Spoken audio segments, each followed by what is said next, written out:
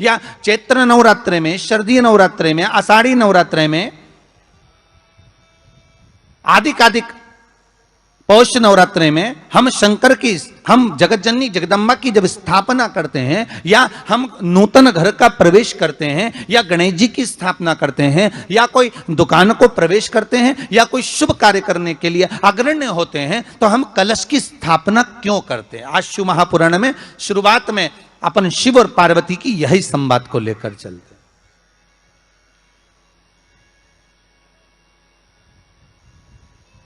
आखिर कलश में ऐसा क्या है?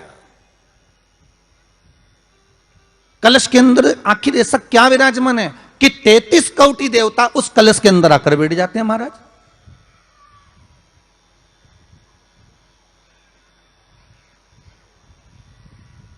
आप कोई यज्ञ करने जा रहे हो, आप कोई पोथी पुराण करने जा रहे हो, आप कोई अच्छा कार्य करने जा रहे हो, तो ब्राह्मण देवता कह देते कलश की स्थापना होगी, कलश की शोभा यात्रा निकलेगी, कलश यात्रा निकलेगी, कलश विराजमान होगा। और आज हर की पौड़ी पर, प्रयागराज में, या उज्जैनी में, नासिक में जो बड़े बड़े कुंभ के मेले होते, कुंभ का मतलब भी तो कलश से होता है। उसकी महत्वता क्यों है? उस कुंभ की, उस घड़े की महत्वता कहां से प्रकट हो गई?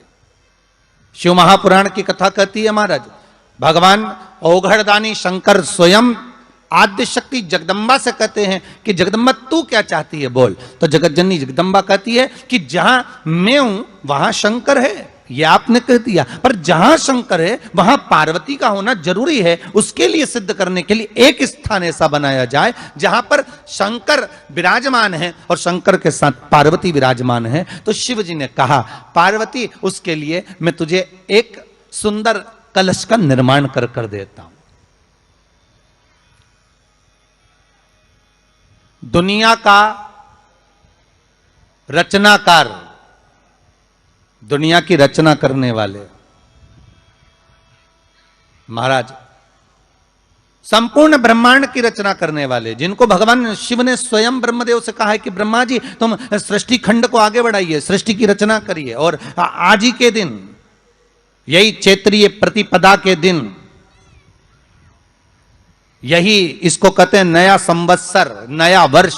हिंदू धर्म में क्यों कहा जाता है? आज ही के दिन ब्रह्मा जी ने महाराज सृष्टि की रचना करना प्रारंभ करा था। आज ही के दिन भगवान शिव और ब्रह्मा का संवाद हुआ था। सीधे भगवान शंकर ब्रह्मदेव के पास जाकर बोले थे, हे ब्रह्मदेव आप सृष्टि की रचना करिए। तो ब्रह्मा जी ने पूछा था, सारे नक्षत्र आपने बनाए, सारे दिन आपने बनाए, सारी घड़ियां आपने बनाई, सारा पल आपने बनाया, मनुष्य की श्वास गिनती, काउंटिंग, अर्थात मनुष्य के शरीर की रोमावली, ये सब आपने निश्चित करी है।